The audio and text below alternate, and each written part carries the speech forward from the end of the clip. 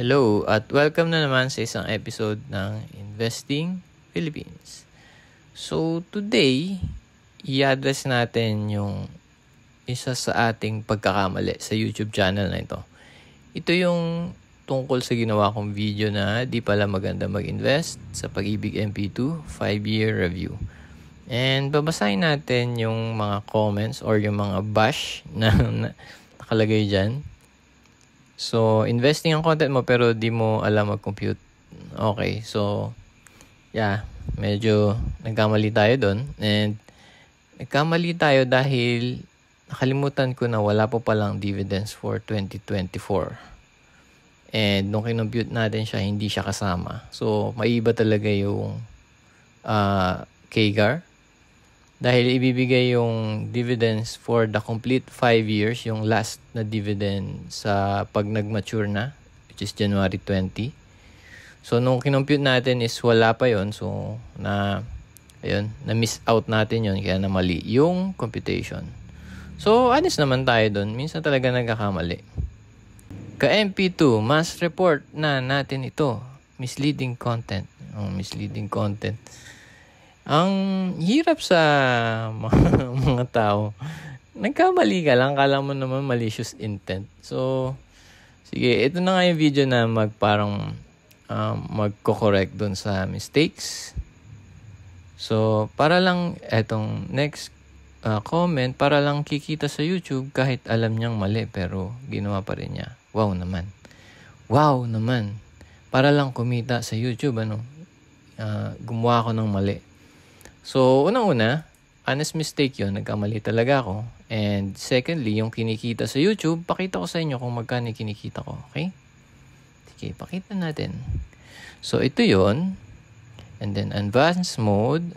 Makikita nyo yung revenue per video, which is ito is estimated revenue. So, ayan, makikita nyo. Wala akong kinikita sa video na ginawa ko since nag-start ako ng YouTube channel. Kahit may nakikita kayong ads dyan, hindi sa akin napupunta yung kita nun. Dahil hindi ko tinurn on yung monetization ng videos ko. Dahil ayokong ma-incentivize sa paggawa ng video. Dahil kung ako ay incentivize, hindi magiging or magkakaroon tayo ng conflict of interest. Ang magiging conflict of interest dito is gagawa ako ng video para kumita ako pero possible na hindi magandang information yun para sa inyo or misleading information like tulad nung isang nag-comment dito. Para lang maka-clickbait, para lang mag-viral, para lang kumita. Para lang kumita. So, ang majority ng kinikita ko is through investing. So, hindi ko need yung ad revenue sa YouTube. So, ginagawa ko lang to out of concern sa mga Pilipino na hindi marunong mag-invest. So, nagbibigay ako ng free information and syempre, wala naman tong bayad tong information na nakukuha nyo sa YouTube. So, siyempre, merong mga mistakes na mangyayari. So, I'm not sure kung need nyong magalit kasi free naman siya. So, kumbaga, merong nagsabi na isang tao na, I'm the giver of gifts. So, wala ako masyadong pakialam kung nagagalit kayo sa na-receive nyo na gift. Kasi libre naman siya. So, ayan. You have to deal with it on your own na lang kung ayaw nyo dun sa gift.